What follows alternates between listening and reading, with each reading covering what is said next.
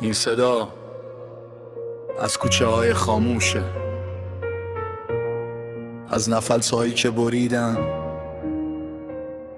اما نشکستن. افغانستان. کار را بستن، در را بستن، خواب را بستن، نان را گرفتن، از سفر حق را شکستن. دخترک با قلمش جرم کار شده، مکتب جرم رویاها زندانی شده. میگن صبر کن اما تا کی صبر؟ وقتی فردا را کشتن امروز شده غر. ما زنداییم با درد، با خشم، با صدای خاک مال مردم است نه مال ادعا. آزادی صدا میزند از دل تاریکی، دختر افغانستان خورشید نزدیکی. کار، نام، حق، زندگی انسانی، نه به زور نه به ترس نه به زندانی.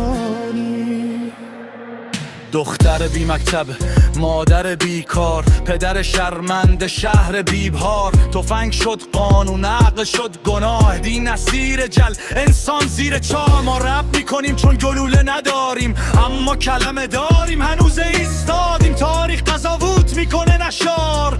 ظلم میریزه میمونه افتخار. آزادی صدا میزند از دل تاریکی، دختر افغانستان خورشید نزدیکی. کار، نام، حق، زندگی انسانی، نه به زور نه به ترس نه به زندانی. دخترم تو جرم نیستی،